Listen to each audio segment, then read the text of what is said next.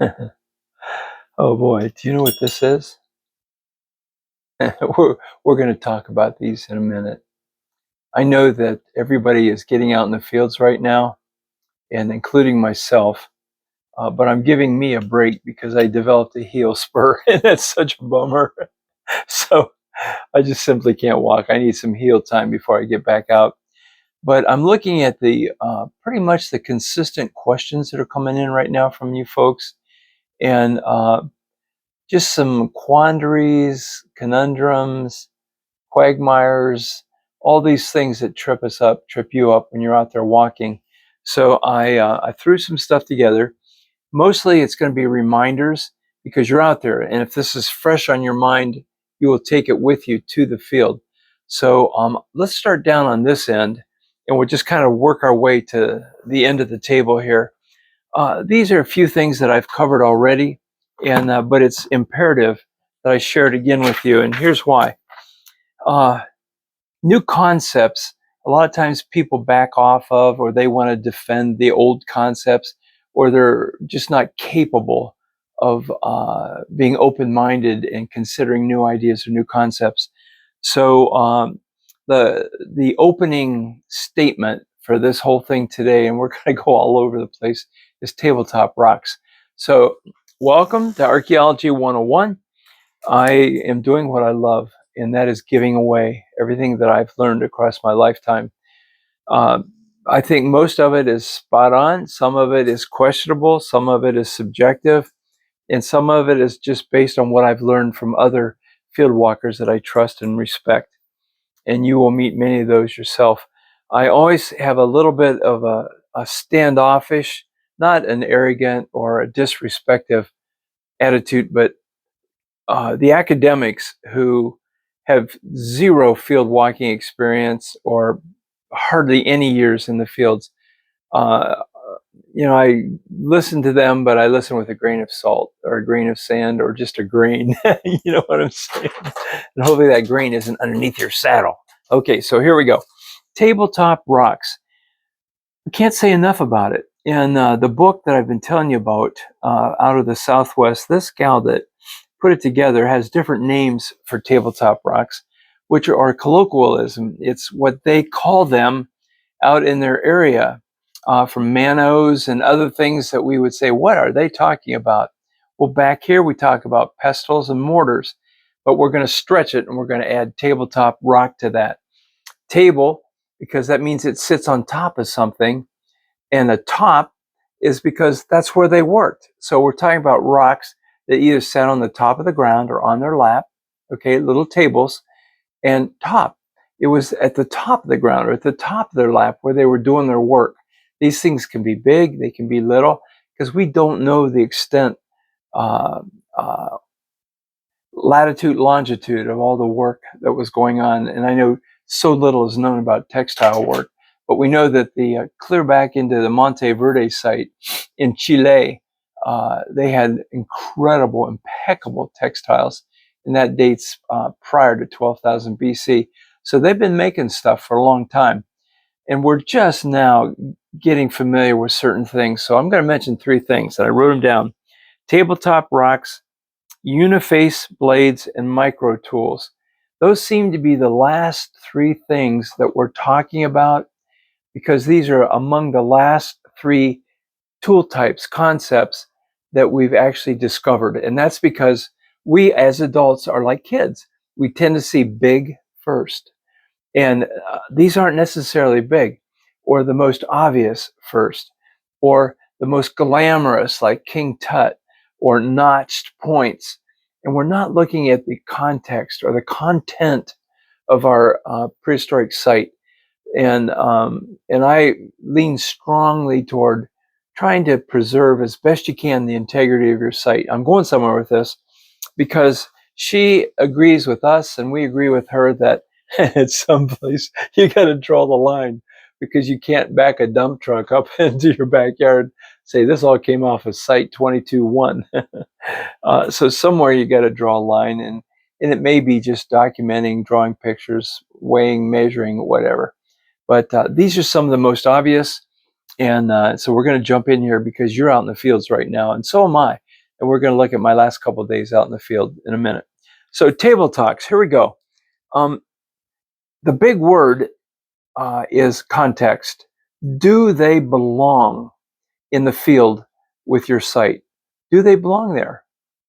And is there anything about them that is extraordinary or unusual or calls your attention to them? These simply, most of them did not belong where they were. The geology of the site, that's not where they're from. Sandstone up on the hills, not out in flat fields way far away from debitage rolling down the hills. Hardstone granite coming out of the streams. There's just a wide array. So I'm just going to go through these again for your benefit to get you thinking tabletops when you're out in your field. Now remember, a lot of it is subjective, and it's going to depend on context. It's coming off of a established site. It's an established long-term site. It's an established multicultural village site. And so there's a reason why it might be there. Maybe a spring, a really great spring right next to it. And these things were brought in because something was going on there. So we're looking at the things that were the last to be recognized or the least brought home, or because they weighed a ton and you don't want to carry them back to your car, which is what I got into 2 days ago. I found some beautiful hammers and some concavities. So I just made a nice little pile out in the field along the fence row, where maybe someday I hope I can get back. Okay, tabletops. They can be obvious, they can be big, they can have a slight concavity, or they may just be perfectly horizontal. Neither one of them says this is for sure a tabletop rock, because we don't know the kind of work that they were doing on it. They could have been just doing peck and grind on it. They could have had hides laying across it, scraping hides. They could have been making textiles. They could have been cutting up fresh pieces of meat. There's so much that they were doing, but they needed a surface to work on. So what I did, I grabbed some more tabletops just to get you interested. This did not belong. The hills where this sandstone comes from are about a quarter to a half a mile away, and yet this was on a very well established habitation site. Big. I'll flip him over. This side is pretty flat. It's been beaten up with plows and discs.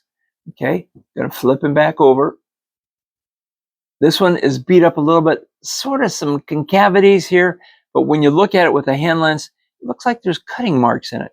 I thought originally it might be polish and grind, but you know what? Some of these look like your cutting board by your sink, where you're cutting your meat, where you're cutting your vegetables. Tabletop rock. Sometimes you get a tabletop that is really obvious. If I start him on this side, this is typically the sandstone that comes out of north central and east central Ohio. But I flip him over, and we've got a perfectly horizontal site that's been bumped a couple times with plows and discs. But when you look at the detail on it, you'll see that there was a lot of other stuff going on. This guy is obviously a pestle of sorts. Top broke off, but reworked, repolished. Not a tabletop, but it's used on a tabletop rock. So you have tools that were being used on top of tabletops. Okay, they can be small. This side is very rough. This is typically a hard stone in our area. Again, in Ohio, we have a diagonal line that stretches from northeast down to southwest, where our last glacier ended up. And so we get glacial till rocks everywhere. But in particular, this is very rough surface. If I flip them over, not only is this smooth, but it's highly polished right in the middle. Do we know what was going on? We don't. At least for the most part, we don't. We can surmise, we can guess, we can be subjective. Bottom line is collect, collect, collect. We can learn, study later. This one I picked up because it looked like it had a little bit of oxidation on it. I wasn't sure if this was natural mineral oxidation or if this was oxidation from a fire, but I picked him up, bone flat, and I thought, well, but it's smooth, it's polished. So was this a plow break? No, but this is, like I said, not only is it smooth, but when I looked at it with my hand lens, I can see that there was actual polishing going on this piece. Tabletop rock. This came up because of one of you shared one of your videos with me where you had, well, I'm not sure we can necessarily call these cup stones, but because the diameter is so small. But some of you had these that you were finding that had 2 holes or 2 cups. Turn them over, 2 cups, a possible third. This is a plow. No, it's not a plow brake. It's a prehistoric brake. Again, collect, collect, collect. Yes, I find those also in answer to your question. Again, tabletop. They can be very large. And here's the concavity. And I've got my finger and I'm just rubbing it. It's right here. Big guy.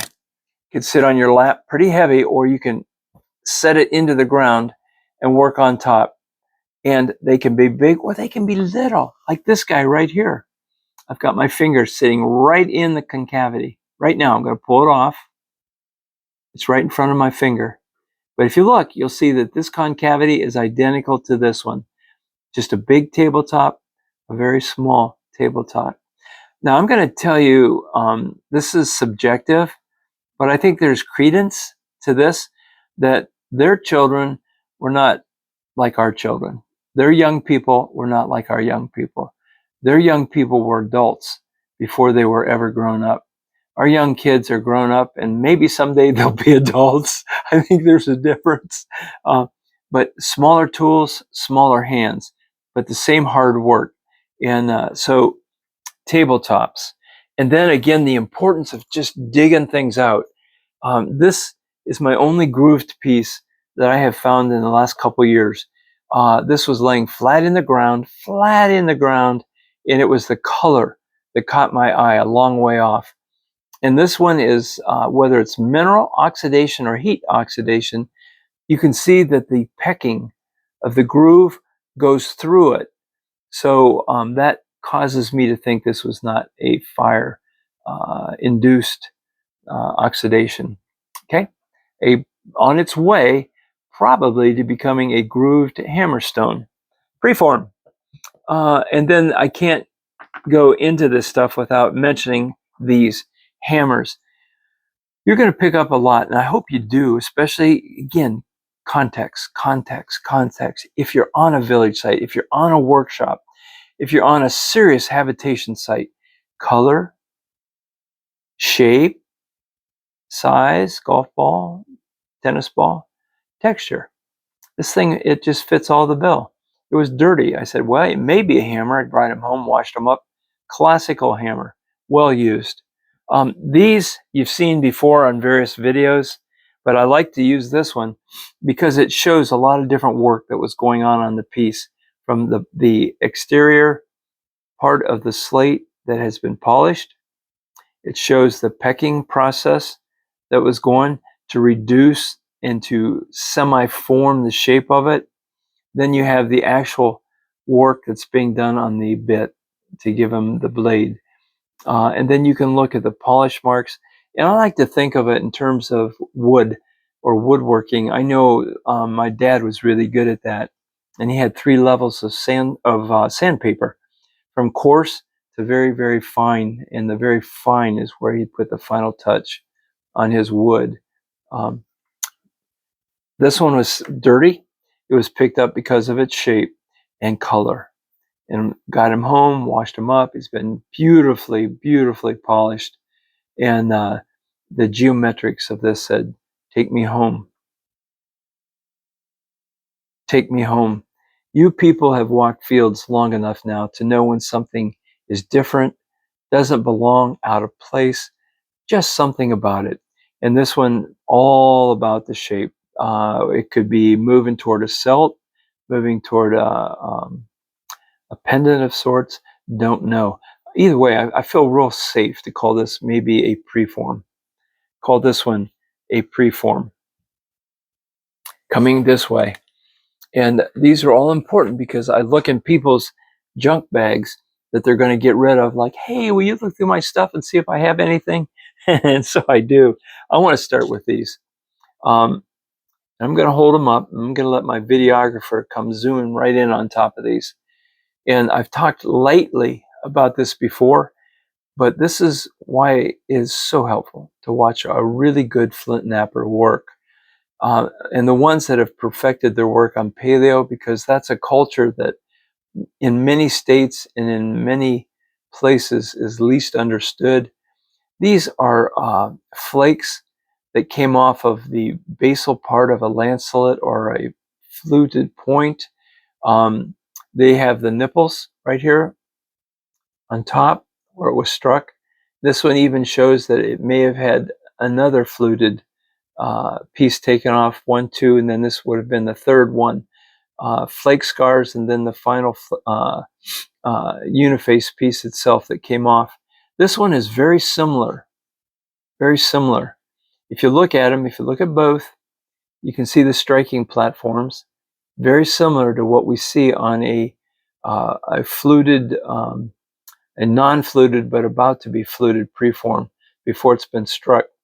So when we look at these, we see that flake scar. This one shows real, very easy to see flake scars coming down, and everything's parallel here. And this one, not so much. This is not quite parallel. This is coming into that ovate shape like that. This may be flake scars of a reject of a fluted that just didn't quite make it. But either way, when you find things like this, you put your brakes on, or you make a notation that this is a feather, which means you got a bird in the bush. These are paleo, and they tell you that you may have some fluted points in the area, or may not, but you had the people, you had the culture working. So when I say collect, I'm going beyond the notch points, I'm going beyond the preforms. I'm saying you've got winter. What are you going to do all winter long?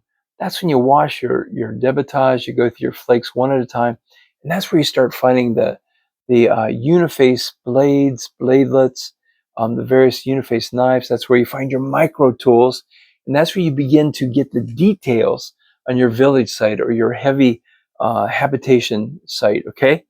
And these were just incidentals that were picked up in people's junk bags, and I hung on to them.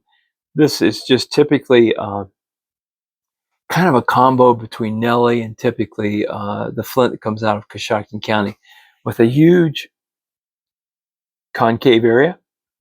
It's been retouched all along there with a possible engraver. This is what I find on sites where I actually have the presence of paleo. Can I say explicitly this is paleo? I cannot. But you talk about context, and then a little bit of it is subjective based on your years and years of in the field, looking, studying, reading, watching, everything about paleo. But this is fun. This looks just like well, would you have picked this up? And then add some dirt on it. Would you have picked it up? And all it was showing was this right here. And because of the color and possibly slate, this got picked up. Went home, and it was a year later that it got washed. And you can see the geometrics where this was probably a broken part of a pendant or a gorget. And the rest is just completely broken in many pieces. And these are fun. This was, oh no, I'm going to give this one a pitch. This guy lives south of Mount Vernon, Ohio. This looks an awful lot like Carter Cave material to me. Similar to some of the stuff coming out of Coshocton County, but it looks awful much like Carter. But either way, the site that it came off is heavily paleo, and he thought this was junk. But this is a multi-purpose tool, a uniface tool. Same thing on this one. It looks just like a flake. Would you have picked it up? Here's our cone of percussion right here. Bulb is right there. The whole thing is the cone. We go to the opposite end, the polar opposite end, which is the distal end. We look it over. We can see that this is really smooth. Well, it's been smooth from work that's happened. And then along the side, much, much, much retouch. So we have a end scraper, which could be called also a side scraper or a multi-tool. Either way, it's a uniface piece. This is the kind of stuff you're going to pull out of your material during the winter when you really wash and scrub and examine this. This one was simple. He didn't want it because it wasn't an arrowhead. I said, well, if you'd just given him another week or two, he probably would have been a notch point or maybe a triangle. This is a final stage preform. And then I, just for fun, I lifted up these cowbells. These were like a lasso that went over their necks. They had lots of bells on them. And you could hear your cows out walking in the fields. It may have been a leader cow. The rest followed. I don't know. But this is turn of the century stuff. Historic artifacts. Watch for them. This guy was laying just like this, and it was a take me home piece. The long parallel sides, a uniface. I could see part of the bulb right here. These are primary. Even if they weren't used, they probably were cached. I'm going to flip them over. I've got a beautiful thinning flake coming off the base where they attempted to remove some of the ridge, the eris, which would have been razor blade sharp, but now they can either hold it or slip their thumb down on it. End is snapped off. Okay. More slate. They were picked up because of texture. And not necessarily because of the geometrics, but both of these are slate pieces that were being worked, being used. This one has a saw mark where it was sawed and snapped. But again, collect, collect, collect. Right now, when you guys are out in the fields, collect. Another historic artifact. I'm going to tell you the story on this thing. Most of us would call it a honing stone, where they sharpen knives or blades. But many years ago, I met an old fella. He was in his 80s. He was out on an 1812 tractor. Not really, but he was out there plowing away. And I just had found it. I went over and asked him about this. And he goes, oh, yeah. He said, I see you found my stone. And your stone, what is it? I can even see a little bit of a concavity right there where they were sharpening a knife. He said, these things were pretty long, but they always fall out of my pocket. So I usually snap them in half or thirds and put the little guy in my pocket. And when I need it, I can touch up my pocket knife, or I can touch up a blade if I need to on my plow or disc. Historic artifact. This was picked up because it was recognized as slate, got him home. All kinds of working going on this guy, all kinds of polish, cut, snap. The sides were worked. Thank you for the little adventure. These came out of the same field, and this is a particular type of flint that comes out of Coshocton County, and we call it Nelly chert. It's easy to confuse it, and I'm trying to think, in Ohio, you might confuse this with Pipe Creek chert that's coming out of the Lake Erie Basin, all the way from Erie County, all the way around to Toledo, Wood County, up in that area. So it can be confused with Pipe Creek. It can be confused with Nethers, but this is Nelly chert. And this guy actually is, if I'm going to flip him, we have a flat plane right here. This is not uncommon. These are some of the cores that we find on late Paleo, early Archaic sites with blade removal all the way around it. Now remember, these blades, and I grabbed a couple Hopewell cores to show you. The Hopewell cores oftentimes are distinguished by flake scars that are very, very narrow, very little distance between the blades that were removed. Where we go back in time, these things spread out because not only were they getting nice uniface blades, but they were getting flake knives as well. Out of a similar field recently, if you look at it, here's our semicircular look. They both have a platform on the underneath side. And as we look at this, you'll see there's blade removal going on all the way around this, okay? In the same field, close by. Same thing. Both have a platform, and both had blade removal going on all the way around them. And some of it, they were knocking a lot of blades off like that. These are cores. And I just wanted to show you this because most people are passing these up or missing them. You're thinking these, and let's swing over here for a minute. The problem is that a lot of you are thinking this. you're thinking Flint Ridge, you're thinking this is mossy agate. This was probably a preform that broke, and they went ahead and continued to use it to knock blades off, which would have been the uniface blades characteristic of Dina and Hopewell. The Adena oftentimes were a little bit wider and not as well defined as those cool, really unique parallel blades that the Hopewell knocked. But these are just a gathering, just a smithering of some of the Hopewell, probably more Hopewell here than Adena. And again, they can be flat, they can be various sizes. We have a platform here, and if we turn around, you see all the flake scars coming off all the way around this guy. All different kinds and shapes, the size of the cores, but I'm bringing you back to these two. These two came out of this field up here. So I'll let the camera get squared away for a minute. These came out of this field. This is the field I was in just 2 days ago, and my foot said, I'm done. I got to get out of the field. Look at these. These are all preforms. These were the small preforms. I did not put I can't put the big ones in frames, but probably equally as many preforms. But interestingly, were the cores that came out of the same area, and then some of the uniface blades that came out of the same area. And in Ohio, we call this a spoke shaver.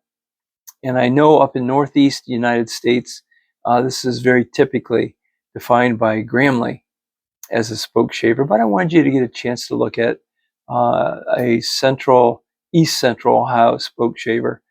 All the same field. We have an end scraper here. Cone of percussion, you go to the distal end, and we'll look him over. You'll see where they worked him into a scraping tool of sorts with engravers or perforators on either end. We have a little thumb scraper, and we have an archaic point right here that came out of the same field. All right. And then I brought this in, and I wanted to show it to you because if we look at him, and you can see it, look at the edge that goes around the circumference of this rock. There's just no question this was used as a hammerstone, right? This is a great hammer. But guess what? If you look him over, his first life, was a core. And because of the really high quality of material, perhaps not the scarcity, but the low amount of high quality flint, they kept on using it. As the core got smaller, more expended, they couldn't use it. They said, I can use this as a hammer, which they did. But I'm showing you this stuff because I don't want you to leave it lay in the field. So here are 3 frames from my last 3 walks where I've been in East Central Ohio. This one, I'm going to call it a preform site. This one was probably at the most a half a mile from multiple flint pits, with the center of the flint pits being the Nelly Church. This one, not far at all from this one, maybe a quarter of a mile, half a mile. What's interesting is we have everything from paleo to Ashtabula to a woodland. So multicultural. We have rollovers here, and we have overshots here. And I save them because I am so dogmatic about these being used specifically as a new tool type. Don't have a label for it yet, just an overshot tool, a rollover tool. With your rollovers, often the 2 distal ends of the rollover were used as tools.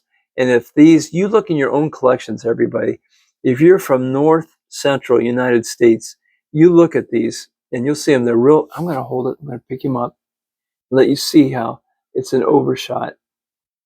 Can you see how it's kind of, the blade is just overshot, just went right over the end like that. It's rounded. Now, 2 things are going on. Sometimes they just left it as is, but the way it broke made this a very strong edge that they could use.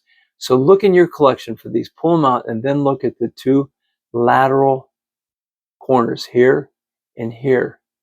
And you're going to see either retouch going on where they could get a tool type right here. So you'll see either retouch here or in both areas, or you'll find damage where it was used and broke off. but I want you to look in your collection, start pulling these things out, okay? And then this was a really interesting site, and we're learning, you're learning, we're all learning. And this is why the YouTube site is so much fun. And I'm so glad you guys are visiting us. But it's a consensus of information that people bring, and hopefully there'll be stuff that you can apply to where you're walking. This came out of a field that was almost exclusively preforms. And the preforms on this site were not at the hilltop. They weren't on the sites. We had to go down the slopes a little bit to where there's remnant of where the springs were going down the side of this place. And that's where we started finding it. So on this site, we have these uniface blades. They're huge, and they're used, and there's retouch on the edges. And then we have preforms. But oddly, that is almost well over 90% of all the artifacts that come off of this. There were hammer stones, and there were some tabletops, but no notch points whatsoever. So you make notes, you get together with your friends and say, hey, I want to talk about one of my sites.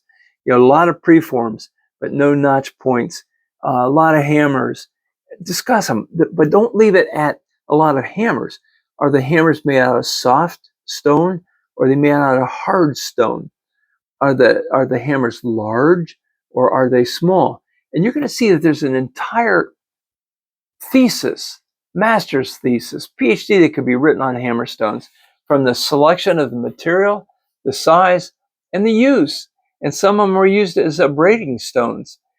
So it's real easy to pigeonhole things and to throw them in a box and say, this is this, that is that, and that's that. And when you do, for the most part, your learning ends right there. So the whole idea of today's video is because I like you guys so much. I wanted to get back and hang with you. But it's to just give you another wake-up call to all the possibilities that are out in your field. Don't want you to oversee them or walk past them. I want you to take a look, bring them home. I wanted you to see that cores go way beyond the Hopewell cores, because that was one little slice of time. This is what we call our early woodland, middle woodland, getting toward late woodland. But you know what? All the cores that were coming out of the archaic and paleo time period, these outnumber these, but they don't look alike. But one thing I do see in common is usually there's a platform, and the platforms aren't necessarily alike, but there are platforms that exist, and they can be very simple platforms like this. But I'm going to turn him. There's the platform. You can see where they were knocking the blades.